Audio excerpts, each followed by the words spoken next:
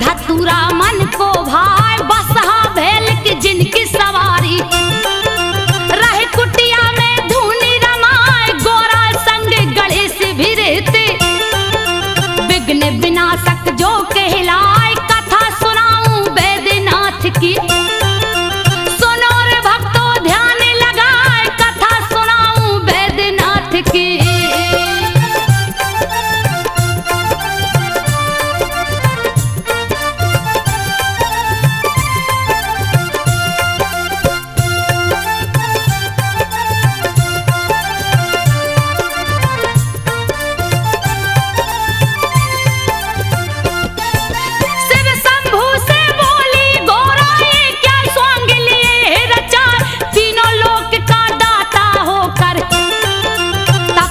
कालिया भेष बनाए सुन के उल्हना तब गोरा की सोने का महल दिया बनवाए गृह प्रवेश करने को शिव जी विश्वेश्वर को लिया बुलाए रावण जिसका बेटा लगता के कसी जिसकी पत्नी कहाए विश्वेश्वर के संग के कसी स्वर महल में गई समाए पूजा का जब हुआ समापन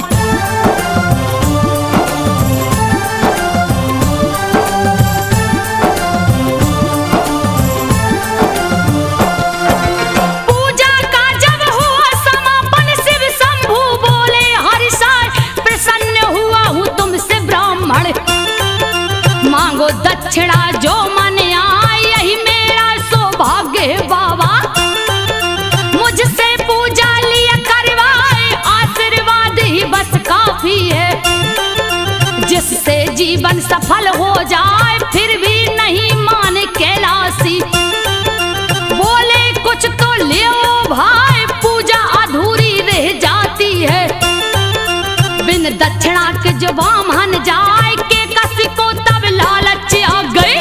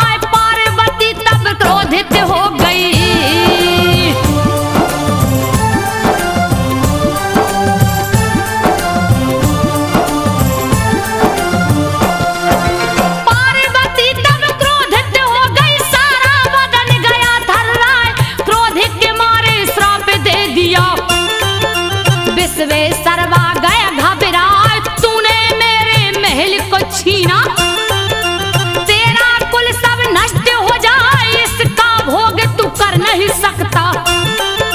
चैन न इसमें लेने पाए के कसी रावण को उकसाई। शिव को लाओ लंका उठाए, पार्वती ने श्राप दिया है। बचने का नहीं दूजा उपाय, जा बेटा कैलाशी को लाओ।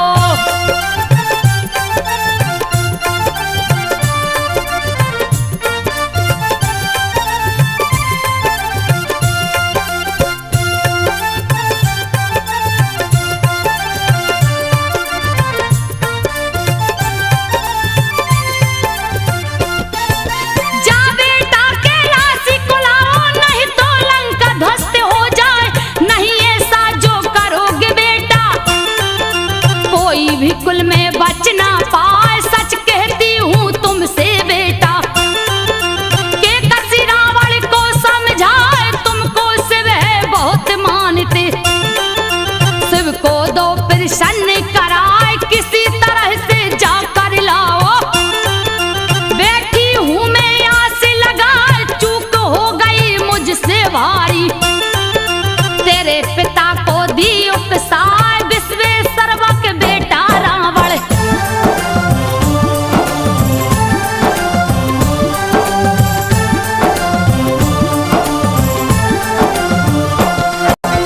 विश्वेश्वरवा का बेटा रावण, जिसकी भक्ति कहीं न जाए।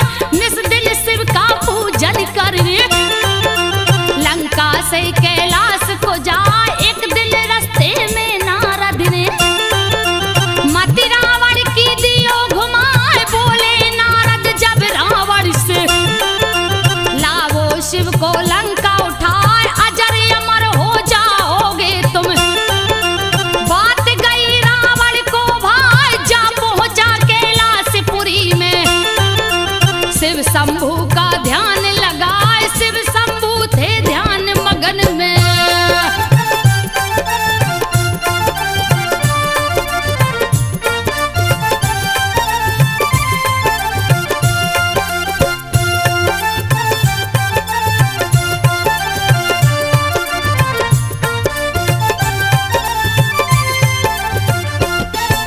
शिव शंभू थे ध्यान मगन में, रावण मन ही मन हर्षाए।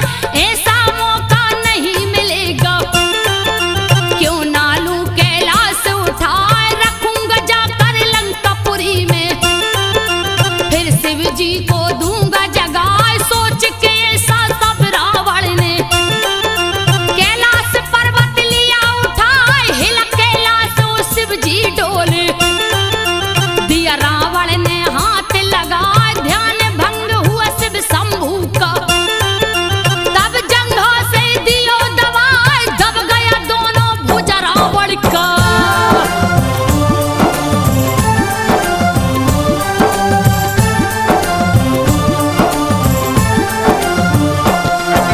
दब गया दोनों भुजा रावण का, दर्द के मारे रहो चिल्लाए। वहीं पे नारद जी आ पहुंचे, नारायण का ध्यान लगाए। क्रोध में आके रावण बोला, नारद कोई खोजो पाए। नारद जी तब हंस कर बोले, शिव जी का लो ध्यान लगाए। शिव के कोप से शिव ही बचाए। दूजा नहीं है कोई उपाय, कैसे करूं मैं पूजा शिव का। दोनों हाथ फंसा मेरे हाय, पूजा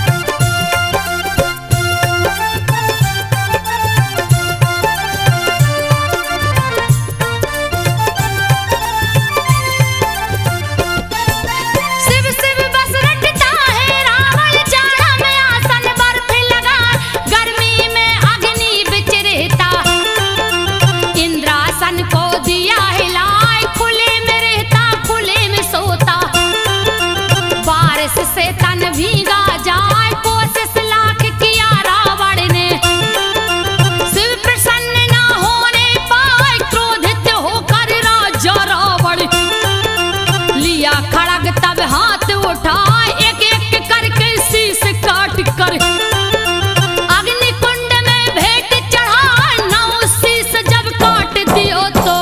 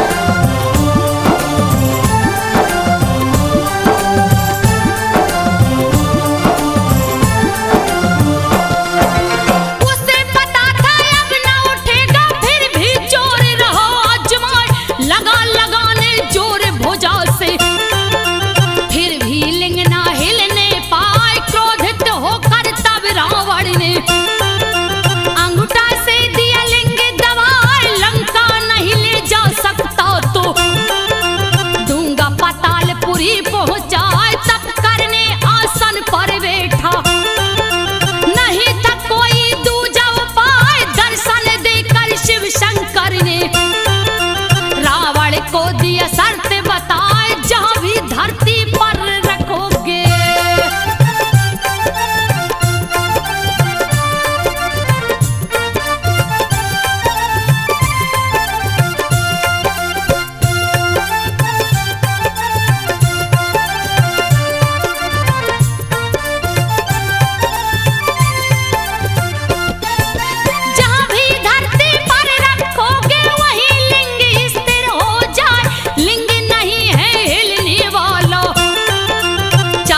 जितना जोर लगा लौट जाओ अब लंका रावण।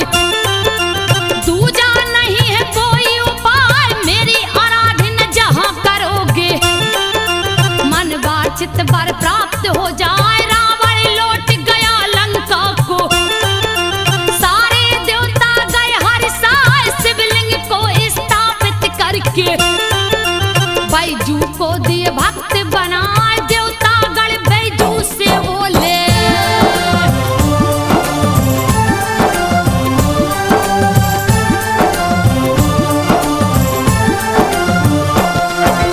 देवता गण बैजू से बोले, जो गंगा जल शिव को चढ़ाए अन्य धन सब दुगना हो जावे। तेरी गैया दुगनी हो जाए, निस दिन बैजू पूजा करता।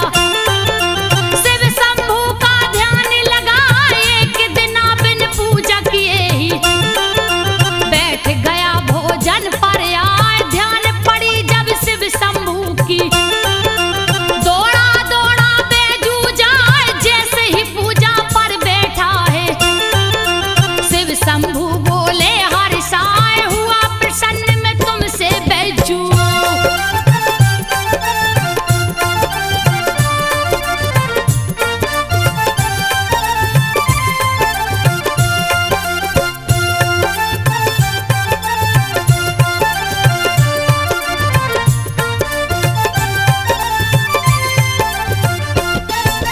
हुआ प्रसन्न मैं तुमसे बैजू, मांगो वर जो दिल में आए। ऐसा वर दो मुझको बाबा, मेरा नाम अमर हो जाए। यो मत शिव जी बोले हैं। बैजू मन ही मन मुस्काए, पहले बैजू नाम तुम्हारा, पीछे नाम मेरा जुड़ जाए। युग युग तक यह पावन धरती बैजनाथ का धाम कहा है। होनी तो होकर रहती है, लेख कर्म का मेट न पाए। राज छिपा एक और है इसमें,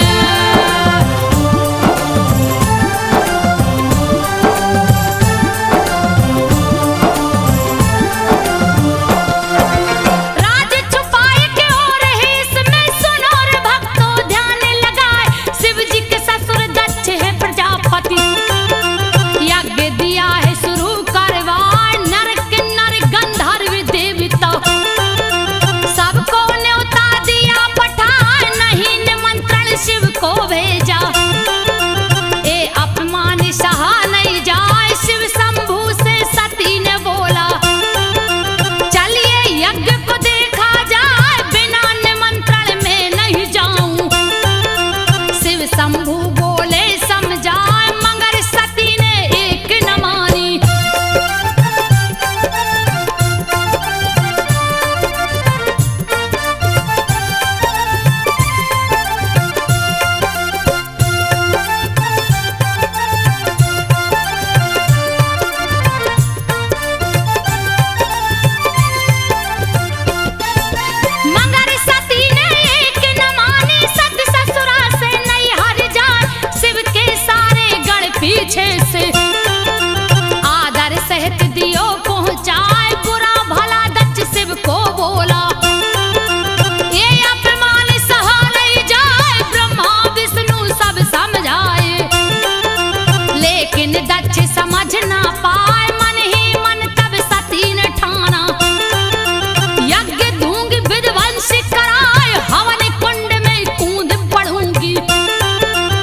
इस तन को अब दूंगी जलाए, कूद पड़ी तब हवन कुंड में।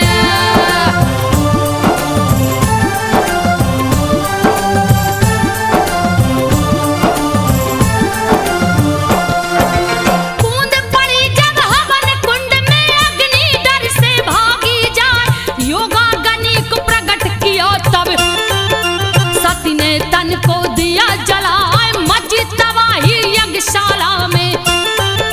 शिवगण दिए उत्पात मचाए, नारद आकर शिव शंभू को समाचार सब दियो सुनाए, वीरभद्र और महाकाली को दियो जटा से प्रकट कराए, वीरभद्र और महाकाली को शिव जी दल बल सहित पठाए, यज्ञशाला रणभूमि बन गई।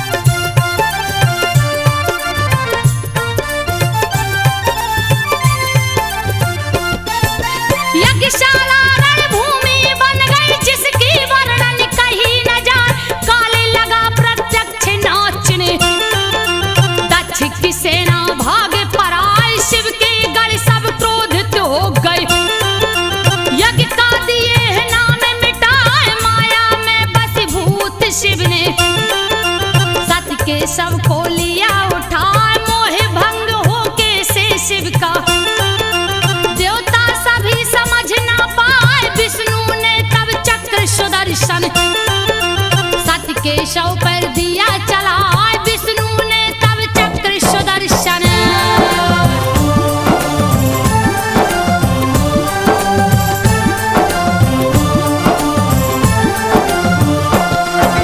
शिव ने सती के शव को देखा, हाथ लिए त्रिशूल उठाए, रुद्र रूप देख शिव शंभू का मन ही मन सब देव घबराए, करने लगे जब तांडव शिव जी, पल में लागे प्रलय हो जाए, कप गई धरती कप गए अंबर, सबकी बुद्धि गई हेराए, हाहाकार मचा तीन लोक में, कब क्या होगा कहा न जाए, क्षीर सागर सब देवगढ़ पहुंचे, विष्णु थे जहां ध्यान लगाए, मोह भंग कीजे शिव शंभू का।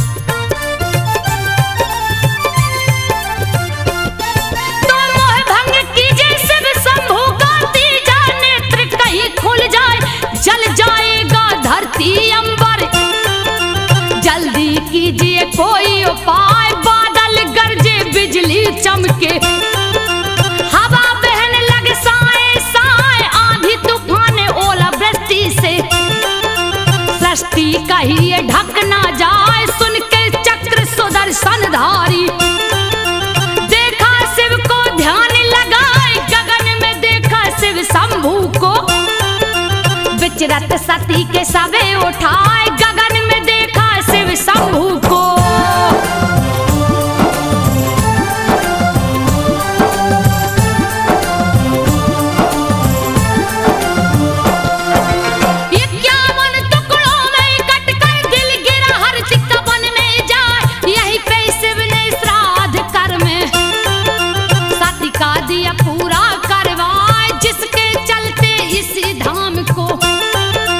चिंता भूमि भी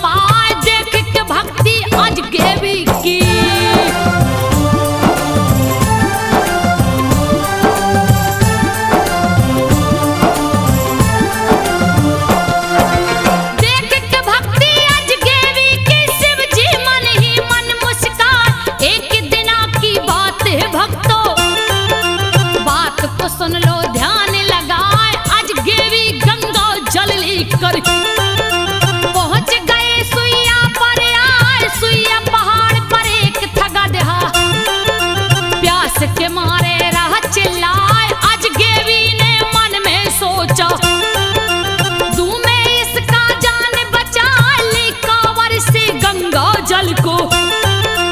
उसके मुंह से दिया लगाए, भक्तों से अपनी लेत परीक्षा।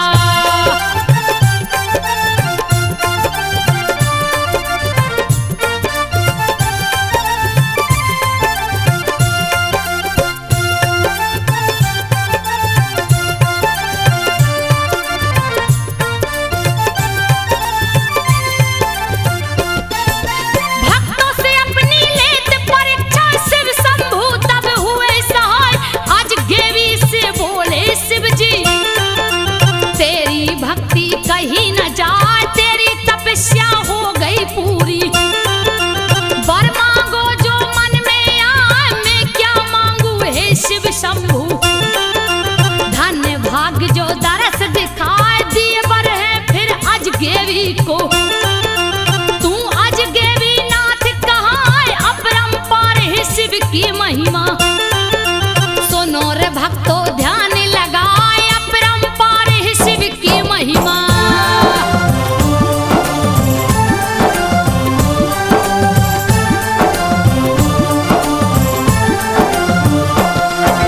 त्रेता युग के सावन माह में राम जी सुल्तानगंज को आए। सीता सहित चारों भाई ने कांवर में जल लिया उठाए। सुल्तानगंज से देवघर आकर शिव शंभू को दिए नहलाए। लंका से लंकेश भी निकला, हरिद्वार से जल भर लाए। सावन माह में देवघर आकर शिव जी को जल दिया चढ़ाए। समुद्र मंथन सावन माह से, सुनो हुआ था ध्यान लगाए। समुद्र मंथन सावन माह से।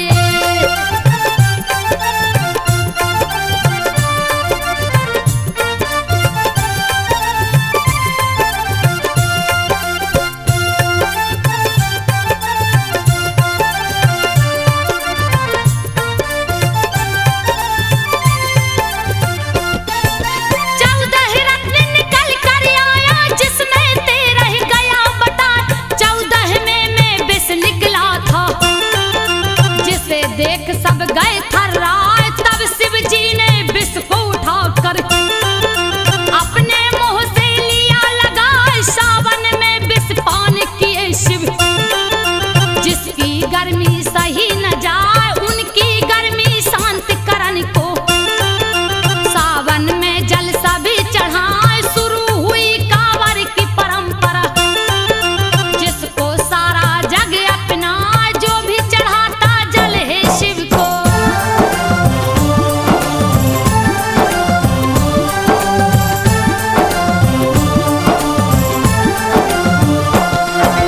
बड़ी विभीषण काल पड़ गया, प्राणी त्राहि माम चिल्लाए। तपने लग गई धरती माता, कहीं ना पानी दिखने पाए। पेड़ पौधे सब सूखन लागे, कोप सूरज का बढ़ता जाए। धरती के सारे प्राणी तो भूख के मारे गए घबराए। व्याकुल होकर भक्त वासुकी लिया हाथ को डाले उठाए। चीरने लगा धरती का सीना, कंद मूल ना दिखने पाए। फिर भी हार न माने वासुकी।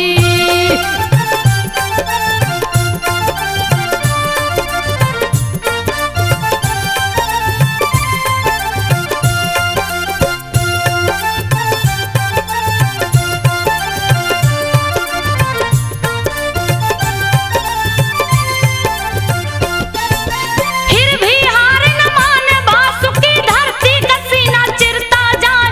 खून से लटपट हुआ कुदाली, शिवलिंग से गए हैं टकरा। एक टकरा निहार वासुकी, खून को देख गया घबरा। चूक हुआ मुझसे ये कैसा, मन ही मन वह रहा डरा। लगता है कोई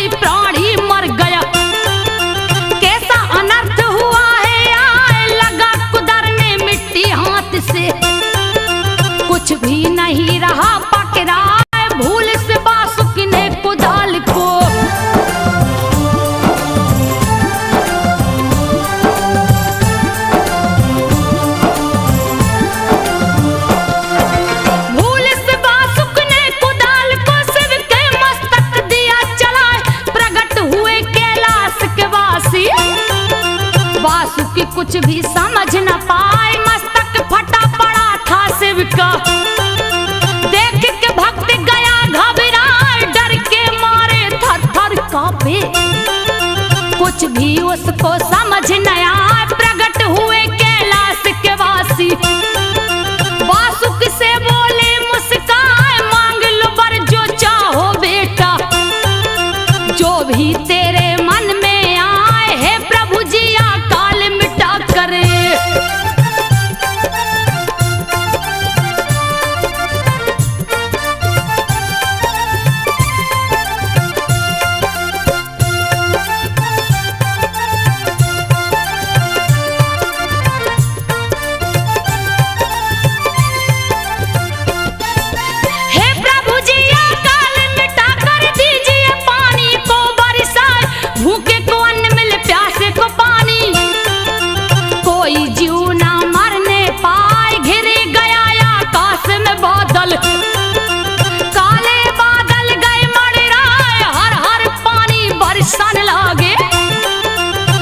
जंतु सब गए हर साय, शिव शंभु वासुकी से बोले, यहाँ 2 मंदिर मुख्य बनाए, नित प्रति मेरी पूजा करना। तेरा नाम अमर हो जाए, वासुकी के नाम पर ही।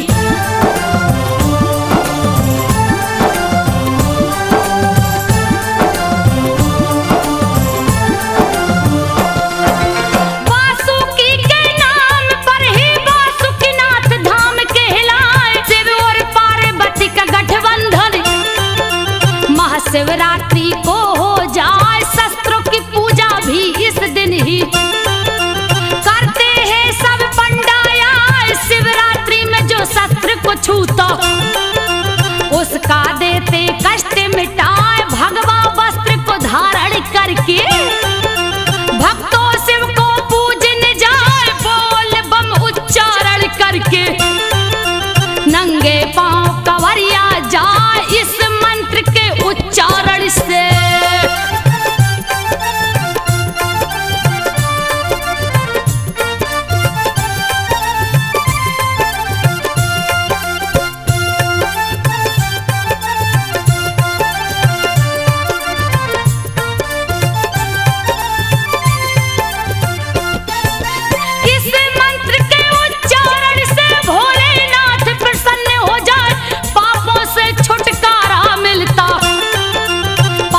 भी शिव धाम को जाए, जो भी ज्योतिर्लिंग को छूता, देते उसकी बिगड़ी बनाए। पुत्रहीन को लड़का होता, निर्धन भी धनवान हो जाए, रोगी प्राणी स्वस्थ हो जाता।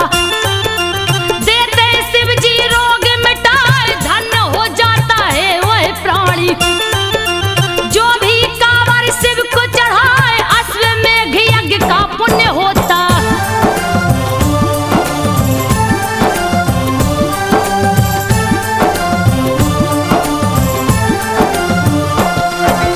अश्वमेघ यज्ञ पुण्य होता, बोल बम जो कहता जाए। शिव के संग ब्रह्मा विष्णु भी बोल बम से खुश हो जाए। ओम नमः शिवाय भी शिव का पंचाक्षरी मंत्र कहलाए। अश्वनी कुमार बीमार पड़ गए, सारे देवता गए घबराए। लाखों वेदा देख के हारे, फिर भी स्वस्थ न होने पाए। वेद खुद ही रोगी हो गया, कोई दवा समझ ना पाए। व्याकुल हो गई भार्या उसकी,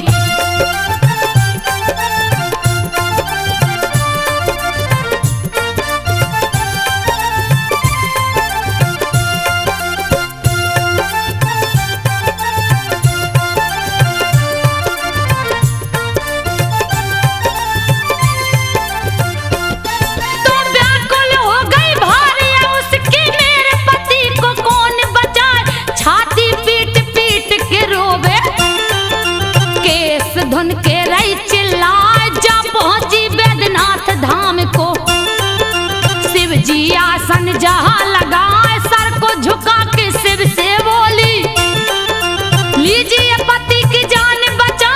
थक हार गई